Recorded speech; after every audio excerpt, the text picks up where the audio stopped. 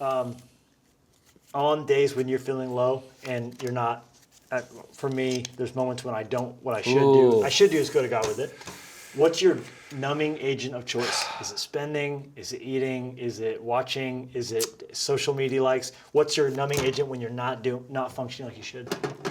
Colombian cocaine.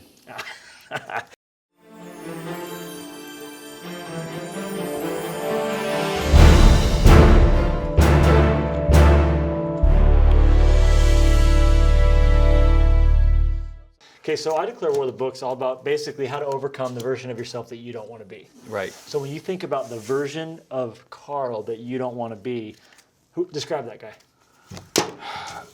Can I be honest? Mm-hmm. I can't do both. I can't play this game. You did it on purpose because you're smarter than me. I can't do that. I'm ADD. Like, I got to focus on one freaking thing. Who is the version of Carl you don't want to be? I don't want to be somebody who's doing stuff on my own power or getting caught in that life where you're like happy with your capacity. I think that that's a default we can all do. Like, I'm good at this and I can stay here. I want to be the guy who looks bad sometimes because you're falling, you're trying new things. That's, I think, the best version of all of us. And it's not easy to pull off. So when you were in middle school, did you get bullied? No. Or were you the bully? No, interestingly, I was always the guy who was breaking up fights and hated bullies. So I was not bullied, and I hated bullies. So you kind of like were the guy sticking up for the underdog? Absolutely. Okay, so would you have bad days, middle school? Would there be, they say it's the worst time that people face in their entire lives, clinically. Yeah, 100%, because I also played basketball. And basketball is an incubator for insecurity, especially at that age. So I'm white. I'm trying to get my foot in the door. You're dealing with guys talking trash. You're trying to like make your way. So I dealt with a lot of that. Now let me just pause right there. You mentioned the word insecurity. What were you insecure about in middle school? I was insecure about everything. I mean, I had really bad skin. I hung out with discouraging friends. So I had like, it was just that, that life where anywhere you look, you don't measure up.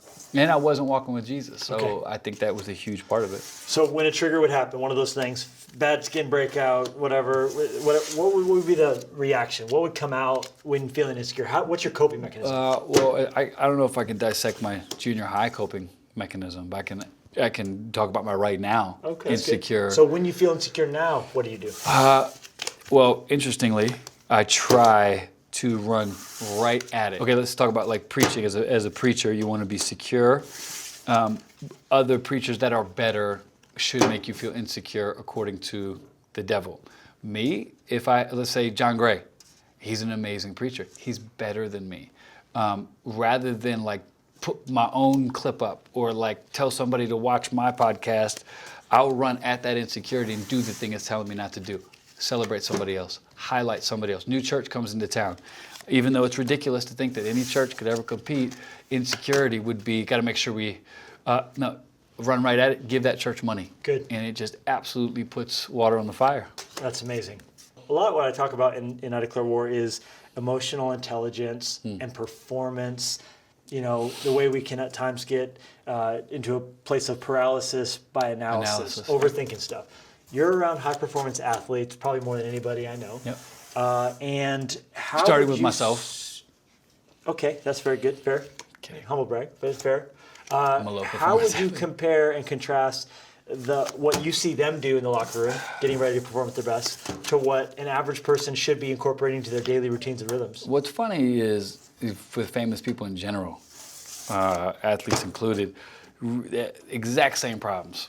And it just shows itself in different ways. So some athletes aren't as good as they could be because they're doing the same thing that a store clerk at a church that we love, they're not doing well. And they're doing the same thing the athlete's not doing. I think your loudest voice in your head, if it's not positive, you're going to fail. And this goes for athletes as well. So if you're a Christian athlete, you should dominate because the loudest voice is going to be God's voice. So I think I find athletes that have that negative recording, I often say, if we were to plug your soul into the sound system, what kind of song would come out? What would it sound like? It should be something you're proud of, but often that's not the case. It's the only time you hear positive stuff at church or when someone else speaks it. You'll never win that way. So good. Now, athletes are given, I've read a lot of psychological training in how to be strong and not crack under pressure, not choke when it's really on. But what do you see that they incorporate into their getting their game face on routine that we could learn from in the Christian world? It's tough. There's a lot of good ones. Like it's weird. There are Christians who don't like to learn from non-Christians, and we call those stupid Christians. But they're like, so you take a guy like Kobe, or you take a guy at the top of their game. Sometimes they're doing biblical things, but they don't know it's biblical. So it's like, I can't say this guy's name, but we were before a game, and we were praying that he would have peace. And I asked him, I said, we prayed, God's peace, serenity would flow, and he'd play with cool, calm, whatever.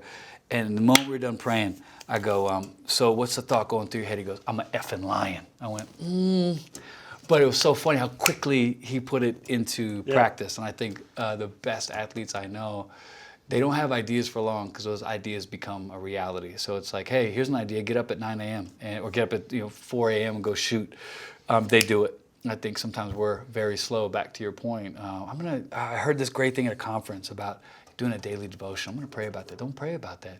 Do stuff. Go. Right away. Yeah. Triggers. So good. But what you just said, this was me.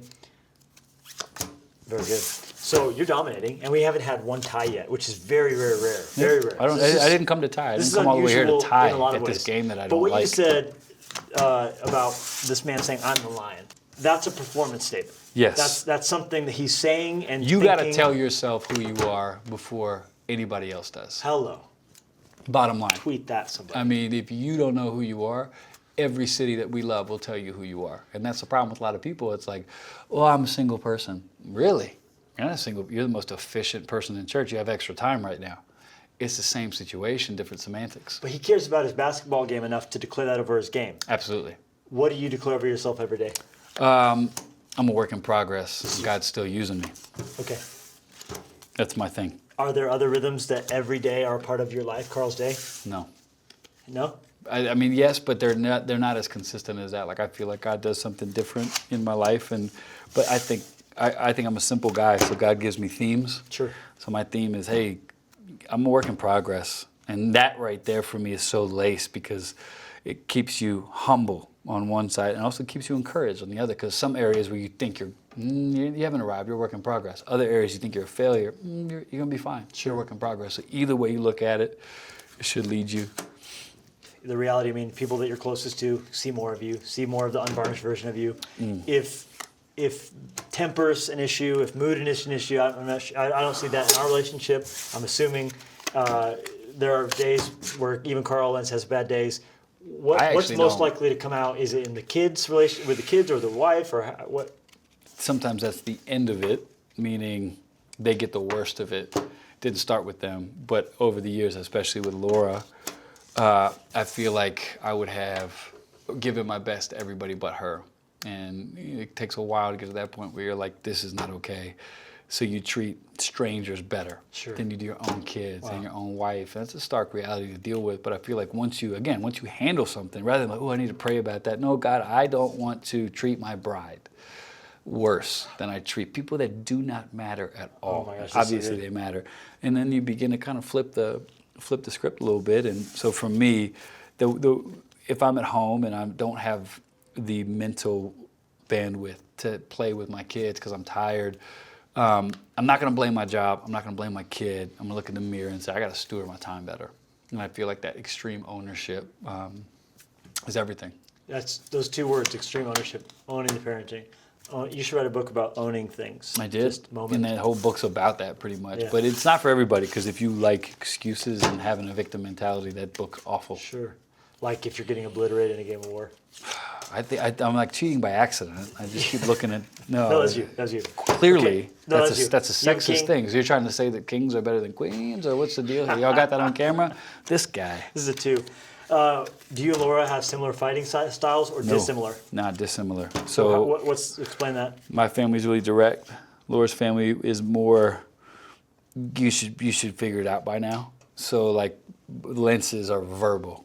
Brett, that's Laura's family. They're very nonverbal in that way. In both our strengths at times, but Laura She's an awesome wife because she gets to the end game quicker because she talks to Jesus about me. Okay. So if I'm truly a Christian and my wife is praying for me, for better or for worse, I should feel that first. And I do sometimes. I'll be like, I feel a heavy heart. I don't feel right in my soul. And I'll look back and be like, we had a bad encounter. The words were said, it's just been off, whatever. And I know that's because Laura, rather than come at me, which she can do, but she'll just take that to heaven. And if that's the number one thing in my life, which it should be, if I'm really a Christian talking to God about church stuff and all that, the first thing I should be hearing is it's probably something, got to check at home. I dare you to beat that. Okay, let me just shifting gears a little bit. On days when you're feeling low and you're not, for me, there's moments when I don't, what I should do. I should do is go to God with it. What's your numbing agent of choice? Is it spending? Is it eating? Is it watching? Is it social media likes? What's your numbing agent when you're not functioning like you should? Colombian cocaine. Man. That's good. I can't believe we haven't had a war. This has never happened in the history of this entire I got a show. whole freaking deck of aces. I don't even This understand is what's insane. happening. Oh my God. We're supposed to have wars. War with friends. We haven't It's had like one war it's yet. like a freaking. Okay, let's just, again. Come on, let's go fast. Just come on, just get cards down. No, Let's see if we can I've die. been cheating for the last 2 minutes. You have been cheating. Yes, There's no I way to have. cheat at war. Yes, you can continue to put the same ace card down 5 times in a row. Didn't catch that, did you? Listen, the devil will come at you and distract you. Let's just try and force a war just so we can get to one. Okay. I can't believe your grandma didn't teach you how to play this. I don't know. Could you quit cheating just so we can really get Okay. to it? We can't have a war to save our lives. Are we what are we doing We're right supposed now? to have a war. But is someone winning right now? Well, this game's going so Are we supposed to be badly. taking them? Oh yeah, we would. And let's just put these over here and pretend this didn't exist. And All right, let's we'll just- start fresh. Let's try All to get a right. war. Me. Yeah. Me. No. That'd be me.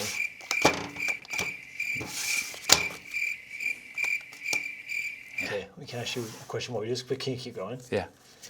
If you could go back in time and put one thing into play in your life as a habit that right now you would do without even thinking about it every day, what would you do? Pray. What's you? Pray first. How about a non-spiritual one? Really be conscious of what I eat. So that it's habitual? Not smoke. You have to think about it? I smoked forever growing It up. became difficult. That was you. How about this? Healthy addictions. What's in your life That's mine, bro. I was just trying to help you. Get outta here. What's an addiction in your life that's a healthy addiction? You're like, I'm glad I'm addicted to this. I play basketball 4 times a week. Keeps you in shape? That's you. Yep. Yeah, thank you very much. Does a lot for my soul. That's very Just good. in general, competitiveness, meeting new people, being awesome. What's the number one thing besides the Bible that helps you with your relationship with the Holy Spirit? Speaking in tongues. Very good. So, and that's a part of your daily process, weekly process? I mean, I think I would pray in tongues 99% of my prayer life. Just that language that only God speaks? It's a huge part of my walk with Jesus because I don't know what to say a lot, and I feel like it's such an easy way to feel like my soul is getting edified. Okay, so we're going to do this. We're going to put these two down in a moment, and we're going to, winner takes all. But here's the deal. Loser, since you're losing a hand, Right. loser loses their hand. Are you cool with that? Okay, like if my hand comes off, I'm not losing. Is that Right cool? hand or left hand? Doesn't even apply to me. I'm not losing. You can take them both if I A lose. lot of people on the show, even if they don't lose the hand, they still opt to lose their hand. We could do it together. That's an option. I'm not losing. Okay, You're talking ready? to the wrong guy. I I declare war. Told you. You won. Now, I'm going to lose my hand. Let me ask you a question. Would you like to lose your hand with me? No. Would you do it out of courtesy? No. What's the point of the game? Not. You won the game, Right. but would you do one last competition with me? Yep. Okay, so here's what's going to happen. They're going to clear this stuff away, and because of being a war, we're going to put helmets on. It's Okay. for safety. So you can't overstate the importance of safety, really, Carl. I swear, Levi, if some stupid viral video of me and you comes out. Okay, so here's what we got. I need you to make Hold unbroken. on. Hold on. Put the strap inside. Just put it in. I don't want to put the strap inside. You look great. You look really great. Arm wrestle? No, I would lose. Stay right here in my eyes.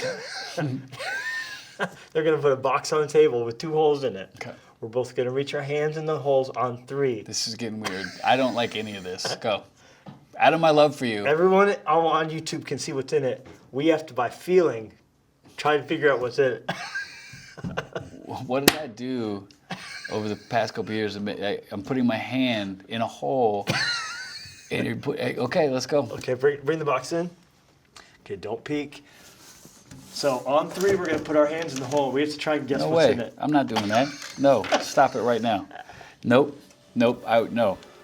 I can see what's in there. You already looked? Yeah, I'm looking right at it, seeing crabs and things that could have bit my hand. You're a conscientious objector? I'm not doing it. So my hands are right here. I just almost died earlier.